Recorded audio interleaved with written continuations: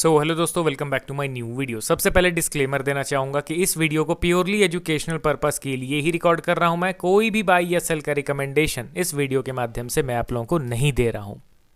आज इस वीडियो में टोटल 3 स्टॉक्स के रिगार्डिंग बात करेंगे। एंड देखिए दोस्तों, वीक एंड हो रहा है तो वीकली एनालिसिस बहुत ज़रूरी है। अगर आप लॉन्ग टर्म इन्वेस्टर हो या फिर आप शॉर्ट टर्म इन्वेस्टर हो, मैटर नहीं करता, but weekly analysis and monthly analysis से ना हम लोग को स्टॉक का मेजर ओवरव्यू पता चलता है कि आगे आने वाले समय में किस दिशा में ये जा सकता है। तो परफेक्ट बाइंग अपॉर्चुनिटी भी हम लोग को इन्हीं एनालिसिस के जरिए मिलता है। तो पहला स्टॉक हमारे लिस्ट में आपके सामने है MTAR टेक्नोलॉजीज लिमिटेड। देखिए, मैं वीकली एनालिसिस के साथ यहाँ पे जनवरी मंथ का म्यूचुअल फंड का डेटा भी आप लोगों को दिखाऊंगा। अभी करेंटली MTAR टेक्नोलॉजीज 3658 के लेवल पे ट्रेड कर रहा है एंड पिछले कुछ दिनों से गजब की तेजी हमें देखने को मिल रही है। अगर आप इसके प्राइस चार्ट को देखोगे तो आपको क्या पता चल रहा है कि स्टॉक 1400 से 3500 के लेवल पे पहुंच गया है, वो भी सिर्फ 6 महीने में। अब इनके इन्वेस्टर के सेक्शन पर नजर डालो, आपको क्या दिख रहा है कि DIAs एंड बड़े प्लेयर्स का इन्वेस्टमेंट जो है वो मोर और लेस स्टेबल ही दिख रहा है। ठीक है, यहाँ पे जैसे कि आप देख सकते हो कि DIAs का शेयर होल्डिंग 27% था, अभी 29.9% हो गया। ठीक है, FIs के होल्डिंग पे नजर डालो, 2.5% से बढ़ के 12% हो गया। तो बड़े प्लेयर्स का इन्वेस्टमेंट एज यूजुअल अच्छा खासा बढ़ा हुआ है। अब जनवरी मंथ का म्यूचुअल फंड का डेटा मैं आपको दिखाना चाहूँगा। तो यहाँ पे मैं सिंपली कंपनी का नाम एंटर करता हूँ, MTAR टेक्नोलॉजीज लिमिटेड। ठीक है, अब यहाँ पे शेयर होल्डिंग जाएंगे, मंथली म्यूचुअल फंड होल्डिंग। यहाँ पे आप क्या देख रहे हो दोस्तों, ध्यान दीजिए, पिछले 6 महीने का डेटा अवेलेबल है। देखिए, किसी एक मंथ के म्यूचुअल फंड के डेटा से आप ये नहीं डिसाइड कर सकते हो कि वो कंपनी खराब है या फिर अच्छा, समझ रहे हो ना। तो ये चीज़ आप ध्यान में लेके चलिए, क्योंकि फंडामेंटल एनालिसिस जब हम लोग करते हैं ना तो वहाँ पे मल्टीपल पॉइंट्स होते हैं कंसीडर करने के लिए। उसमें आप अगर किसी एक पॉइंट को ही पकड़ के अपना फाइनल डिसीजन ले लोगे तो ये गलत है। ठीक है, अभी यहाँ पे आप क्या देख रहे हो कि MTAR टेक्नोलॉजीज में पिछले 6 महीने का ये ट्रेंड है, जिसमें जनवरी मंथ में ओवरऑल अगर देखा जाए तो 2,89,000 शेयर्स बेचे गए हैं म्यूचुअल फंड की तरफ से। एंड ये स्ट्रेटेजी दोस्तों आपको भी पता है कि अक्सर एग्रेसिव बायर्स के लिस्ट में FIs का नाम आता है एंड डिफेंसिव बायर्स के लिस्ट में म्यूचुअल फंड्स का नाम आता है। जो स्टॉक वैल्यूएशन वाइज या फिर टेक्निकल वाइज स्ट्रेच हो जाता है ना, अपने पीक लेवल पे पहुंच जाता है, तो वहां अक्सर DIAs जो होते हैं ना वो प्रॉफिट बुकिंग करना ही प्रेफर करते हैं। ये मोस्ट ऑफ द केसेस में हम लोगों ने देखा एंड वो चीज़ अभी के टाइम पे MTAR टेक्नोलॉजीज में भी दिख रहा है। अगर आप जनवरी मंथ में सबसे बड़े बायर को देखोगे तो वो रहा है Bajaj Finserv flexi cap fund regular growth. इसने जनवरी मंथ में खरीदे हैं 60,000 शेयर्स। यही सबसे बड़ा म्यूचुअल फंड है, जो सबसे बड़ा बायर रहा है म्यूचुअल फंड का। एंड सबसे बड़ा जो सेलर है वो HDFC defence fund regular growth, जिसने बेचे हैं 2,61,000 शेयर्स। तो आप देख सकते हो कि बायर और सेलर के बीच में ह्यूज डिफरेंस है। तो नो डाउट यहाँ पे जनवरी मंथ में म्यूचुअल फंड्स के द्वारा बिकवाली की गई है। अब टेक्निकल वाइज इसके चार्ट को देख लेते हैं। तो यहाँ पे मैं कंपनी का नाम एंटर करता हूँ एंड टाइम फ्रेम हम लोग सेट कर देंगे वीकली। अब इस चार्ट को मैं थोड़ा सा जूम आउट करूंगा। अब इस चार्ट को जैसे ही जूम आउट कर रहे हैं तो क्या पता चल रहा है कि स्टॉक अपने मेजर रेजिस्टेंस लेवल पे है।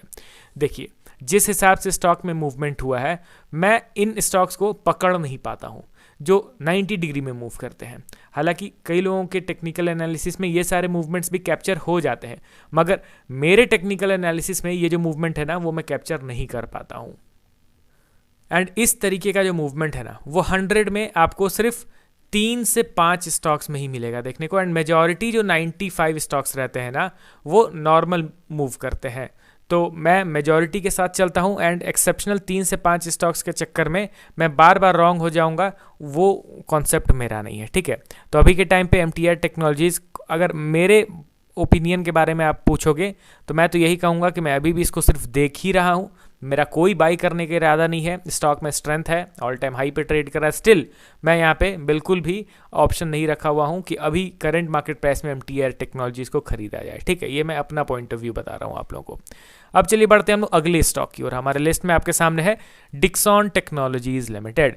कंटिन्यूअस फॉल हो रहा है, 11,000 के भाव पे आ चुका है एंड ऑल टाइम हाई आप यहाँ पे देख सकते हो 18,000 के आसपास था। तो करेक्शन तो अच्छा खासा हुआ है despite publishing extra ordinary results.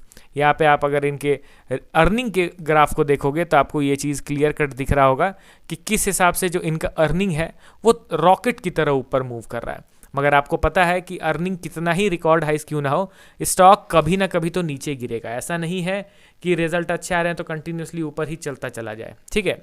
And इसके चलते क्या हुआ, जो अभी 18,000 से 11,000 पे आया तो वैल्यूएशन में करेक्शन हो गया, जो कि नीडेड था, ज़रूरत था उसका दोस्तों।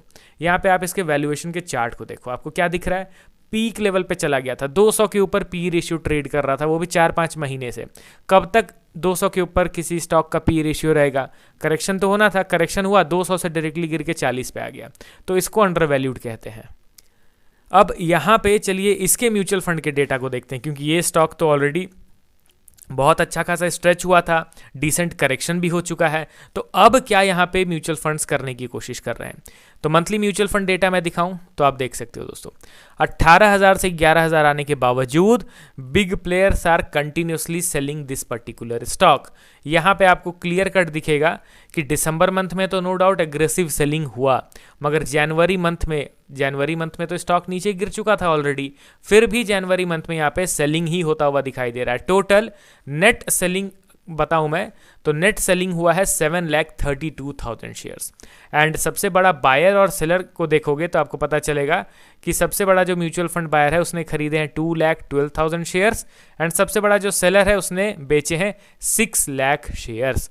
तो ऑब्वियसली बीच का जो डिफरेंस है वो बहुत ज़्यादा है, एंड यहाँ पे अच्छा खासा सेलिंग इस जनवरी मंथ में भी हम लोग को बरकरार देखने को मिल रहा है।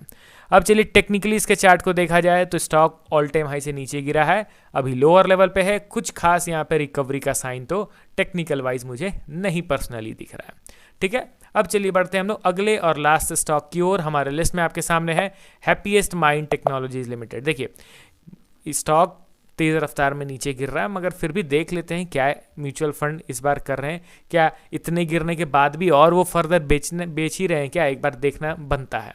हैप्पीएस्ट माइंड करेंटली 377 के लेवल पे ट्रेड कर रहा है। मैं डायरेक्टली इनके म्यूचुअल फंड के डेटा की ओर बढ़ता हूँ, ठीक है।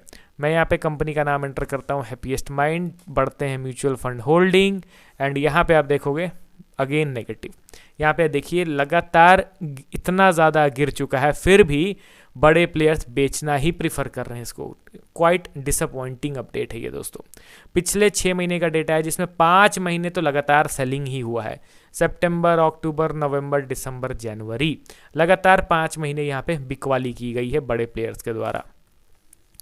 एंड यहाँ पे अगर देखा जाए तो सबसे बड़ा buyer HDFC Nifty small cap जिसने महज 5,000 शेयर्स खरीदे हैं, very minimum, and SBI innovative opportunities fund regular growth जिसने बेचे हैं 1,28,000 शेयर्स।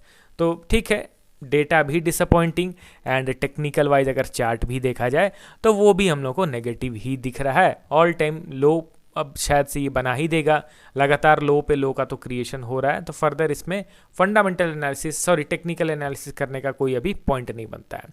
अब आप अपना पॉइंट ऑफ व्यू शेयर कीजिए इन तीनों स्टॉक्स के रिगार्डिंग कि इन तीनों स्टॉक्स में आप क्या एक्सपेक्ट कर रहे हो कि तीनों में किस में पहले रिवर्सल आ सकता है। MTR तो ऑलरेडी हायर लेवल पे ही है, डिक्सन और हैप्पीएस्ट माइंड का मैं आपको बता रहा हूँ किस में आप रिवर्सल एक्सपेक्ट कर रहे हो, बताइए कमेंट सेक्शन में। मिलता हूँ नेक्स्ट वीडियो के साथ, ओके देन बाय बाय।